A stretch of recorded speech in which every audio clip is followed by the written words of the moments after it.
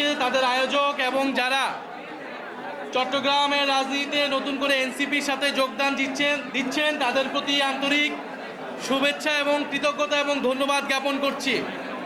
এনসিপির যে বসন্ত চলমান, সেই বসন্তের ফুল হয়ে আপনারা ফুটছেন চট্টগ্রাম মহানগরীতে, এবং আমরা বিশ্বাস করি, আমরা আস্থা রাখি এই বসন্তের সুবাতাস ছড়িয়ে যাবে বাংলার প্রতিটি আনাচে কানাচে। প্রিয় চট্টগ্রামবাসী, আমরা জানি চট্টগ্রামের ইতিহাস রাজপথের রক্ত দেওয়ার ইতিহাস। ব্রিটিশ বিরোধী আন্দোলন থেকে 1971 এবং জুলাই গণ অভ্যুত্থান, ইতিহাসের প্রতিটি গণ আন্দোলনে প্রতিটি মুহূর্তেই চট্টগ্রামের মানুষজন এদেশের মানুষের জন্য ভূমিকা রেখেছে, গণতন্ত্রের জন্য ভূমিকা রেখেছে।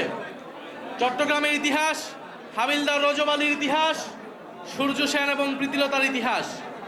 আমরা তাদেরকে ধারণ করেই এই জুলাই গণ অভ্যুত্থানে চট্টগ্রামে লাখ লাখ মানুষ রাজপথে নেমে এসে স্বৈরাচার এবং ফ্যাসিবাদের পতন ঘটিয়েছিল।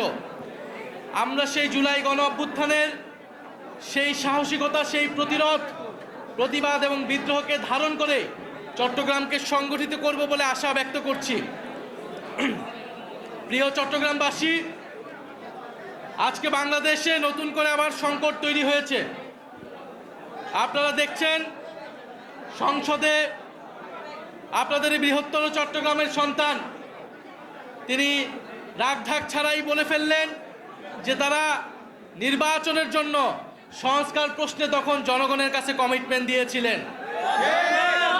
এবং নির্বাচনের পরে তাদের আসল রূপ, আসল চেহারা বের হয়েছে। তারা আসলে সংস্কারের প্রতি কখনোই কমিটেড ছিলেন না। এবং আমরা এই কথাটি অনেক আগে থেকেই বলে এসেছি, বাংলাদেশের সংস্কার এবং জুলাই গণহত্যার বিচার বাস্তবায়ন করতে হলে এটা এনসিপিকেই করতে হবে, বলে এনসিপিকেই দ্বারা হতে হবে। এবং সংস্কারের পক্ষে, বিচারের পক্ষে আপনাদের আমাদেরকে আন্দোলন গড়ে তুলতে হবে সংসদ এবং সংসদের বাহিরে। সেটার জন্য তরুণ প্রজন্ম এবং যারা জুলাই গণ অভ্যুত্থানে যে সকল পক্ষ অংশগ্রহণ করেছিল তাদের সবাইকে আবার ঐক্যবদ্ধ হতে হবে। আমার আজকে দেখে খুব ভালো লাগছে, আজকের এই অনুষ্ঠানে আমাদের অনেক বোনেরা এসেছেন, আমাদের অনেক আপুরা এসেছেন এই কর্মসূচিতে এবং যোগ দিচ্ছেন নতুন করে। আমরা এই জুলাই গণ অভ্যুত্থানে এই চট্টগ্রামেও দেখেছিলাম হাজার হাজার মেয়েরা, বোনেরা আমাদের সাথে আন্দোলনে শরিক হয়েছিল। এটা আমাদের ব্যর্থতা, আমরা সেই বোনেদেরকে ধরে রাখতে পারিনি।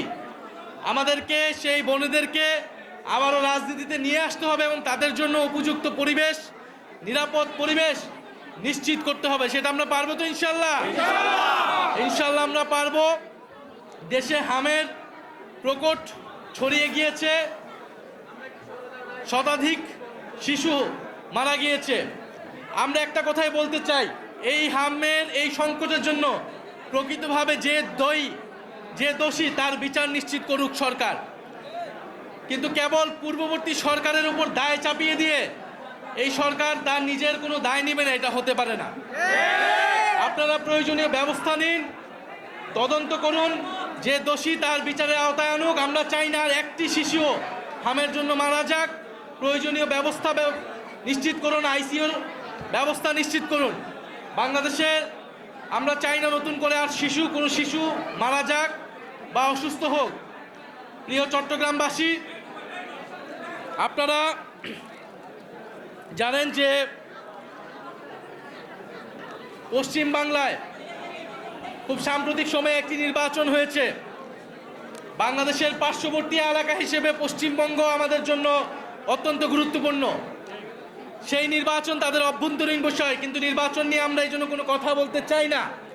কিন্তু আমরা দেখেছি নির্বাচনের আগে কয়েক লাখ ভোটারের নাগরিকত্ব কেড়ে নেওয়া হয়েছে, তাদেরকে ভোটদান থেকে বিরত রাখা হয়েছিল। তাদের অধিকাংশ ছিল মুসলমান এবং মতুয়া সম্প্রদায়ের।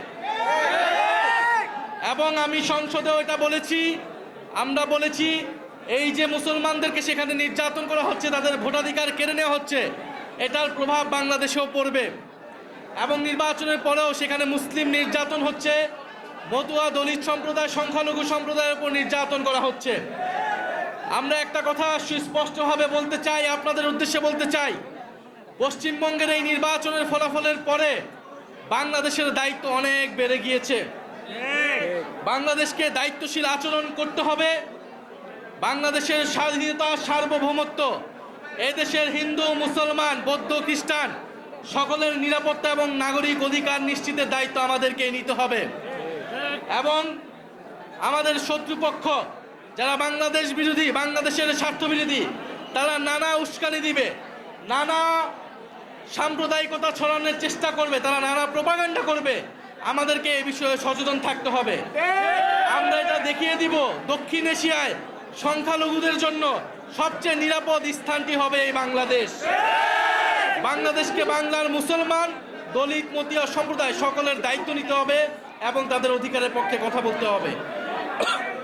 প্রিয় চট্টলাবাসী, আমি আপনাদেরকে আবারও কৃতজ্ঞতা জানাচ্ছি। আজকে যারা নতুন করে যোগদান দিচ্ছেন এবং এখানে অলরেডি যারা আছেন, যারা কেন্দ্রীয় নেতৃবৃন্দ আছেন, সবাইকে একটাই প্রতিজ্ঞা করতে হবে, আমরা নিজেদের মধ্যে কোনো দ্বন্দ্ব রাখবো না। আমরা দল মত এখানে যে যেখান থেকে এসেছেন এনসিপির পতাকা তলে সবাই যোগ্যতা অনুসারে নিজেদের সাথে ঐক্যবদ্ধভাবে আমরা কাজ করব। কারণ ঐক্যই আমাদের সবচেয়ে বড় শক্তি। নিজেদের মধ্যে কোনো ধরনের বিভাজন আমরা হতে দেব না। আমরা কি ঐক্যবদ্ধ থাকতে পারবো? আমরা কি সবাই ঐক্যবদ্ধ থাকবো? সবাই ঐক্যবদ্ধ থাকবে ইনশাল্লাহ। সবাই ঐক্যবদ্ধ থাকবেন সে আশা ব্যক্ত করে আমি আমার বক্তব্য শেষ করছি। ইনকিলাব জিন্দাবাদ।